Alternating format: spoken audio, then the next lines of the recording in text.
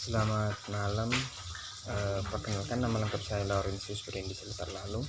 Saya merupakan mahasiswa kelas A semester 7 dari jurusan Sosiologi Fakultas Ilmu Sosial dan Ilmu Politik Universitas Nusa Tenggara. Pada kesempatan malam hari ini saya ingin membahas mengenai beberapa poin penting yang terdapat dalam suatu buku di mata kuliah Sosiologi Terapan. Buku ini merupakan buku review tugas ke-10. Buku ini ditulis selama dekade pertama milenium baru tentang potensi teknologi digital secara radikal mengubah pendidikan dan pembelajaran. Biasanya, panggilan untuk perubahan seperti itu muncul dari argumen bahwa pendidikan tradisional tidak lagi melibatkan pelajar atau mengajari mereka keterampilan yang diperlukan untuk abad ke-21. Digital teknologi seringkali digambarkan sebagai alat yang akan meningkatkan kolaborasi dan memotivasi peserta didik untuk terlibat kembali dengan pendidikan dan memungkinkan mereka untuk berkembang keterampilan kecerdasan multimodal baru yang diperlukan untuk ekonomi pengetahuan saat ini.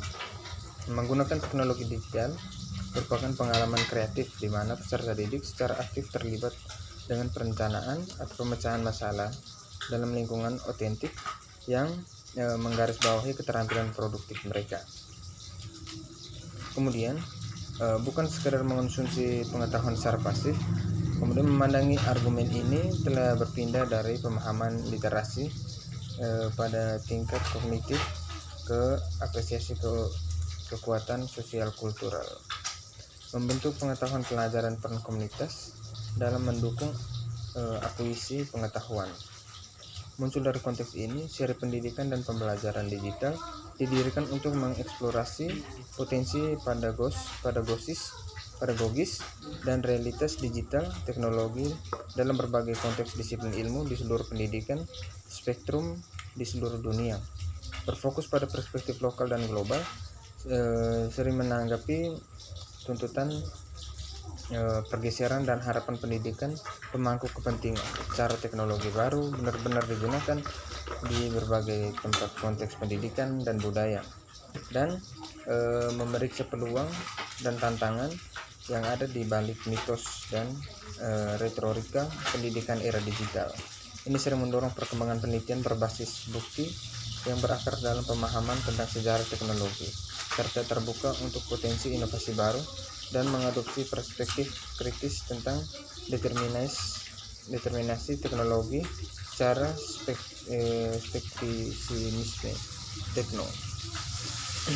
Sedangkan potensi untuk mengubah cara kita belajar di era digital adalah sumber informasi dan bentuk interaksi yang signifikan dan baru berkembang. Banyak lembaga pendidikan dan lingkungan belajar sedikit berubah dari yang ada lebih dari serius tahun yang lalu. Apakah dalam bentuk smartphone, laptop, atau tablet? Mungkin saja teknologi digital semakin ada di masa-masa dalam kehidupan sosial seseorang, tetapi terpinggirkan dalam kesehariannya pengalaman pendidikan setelah mereka memasuki ruang kelas. Meski banyak orang semakin banyak menginvestasikan lebih banyak waktu di situs media sosial favorit mereka, mengintegrasikan teknologi ini ke dalam kurikulum atau lingkungan belajar formal tetap menjadi tantangan yang sangat signifikan. Jika memang itu merupakan tujuan yang bermanfaat di tempat pertama, sejarah memberitahu kita bahwa perubahan dalam konteks pendidikan, jika itu terjadi dengan cara yang dimaksudkan, biasanya lebih bertahap dan jarang revolusioner. Memahami perkembangan teknologi pembelajaran oleh karena itu konteks pendekatan yang diinformasikan secara historis adalah salah satu intinya aspek seri, seperti kebutuhan untuk memahami, meningkatkan internasionalisasi pendidikan dan cara teknologi pembelajaran secara budaya dimediasi. Sementara dunia digital tampak semakin datar. Tantangan signifikan terus ada, dan rangkaian tersebut yang ada akan mempersulit istilah yang berusaha menghapus perbedaan budaya, pedagogis, dan teoritis daripada memahami mereka. Digital natives atau digital literasi, digital divide, media digital ini dan mantra seperti abad ke-21 belajar adalah frasa yang harus digunakan dengan cara yang membutuhkan lebih lanjut klarifikasi dan keterlibatan kritis daripada penerimaan tanpa pertanyaan dan tidak kritis. Seri ini bertujuan untuk menguji wacana kompleks dari teknologi digital dan untuk memahami implikasinya terhadap pembelajaran dan perkembangan profesional. Menerapkan pemahaman historis mereka tentang masyarakat informasi, penulis berpendapat bahwa pengguna web saat ini membutuhkan lebih dari sekadar teknis keterampilan agar berfungsi secara efektif. Meskipun antar muka memiliki interaksi yang disederhanakan, rangkaian keahlian tambahan diperlukan untuk benar-benar memanfaatkan peluang-peluang yang disajikan oleh media digital. Salah satu aspek yang paling kuat buku ini menempatkan keterampilan digital dalam konteks sosial. Berdasarkan dengan position ini, pendidikan muncul bukan satu-satunya cara untuk meningkatkan digital keterampilan. Langkah-langkah pencegahan dan pilihan kebijakan strategis juga dapat berkontribusi cara yang berarti untuk memajukan perkembangan di bidang ini. Keterampilan digital membuka masyarakat informasi adalah digital yang jelas dan tambahan ringkas untuk literatur tentang kesenjangan digital kontemporer dan literasi digital memperdebatkan dan memberikan kontribusi penting bagi pemahaman kita tentang konteks sosial dari praktik ini. Ia sangat menyadari risiko membiarkan kesenjangan digital tingkat kedua yang berfokus pada kesenjangan keterampilan untuk melanjutkan dan memberikan terlalu banyak prioritas pada pertanyaan tentang akses ke teknologi digital. Buku ini bertindak sebagai lawan dari bias ini untuk menyoroti konsekuensi dari membiarkan elit informasi berkembang dengan mengorbankan kebijakan yang bertujuan untuk mendukung keragaman dan persamaan kesempatan. Efektif pendidikan dan pembelajaran digital masih didasarkan pada upaya menghadapi perpecahan ini, dan sementara teknologi digital telah mempermudah pembuatan konten dibandingkan sebelumnya, hambatan signifikan terus ada. Buku ini akan membantu praktisi peneliti dan membuat kebijakan untuk menjawab pertanyaan kunci dan untuk mengembangkan analisis yang lebih terperinci tentang debat penting ini.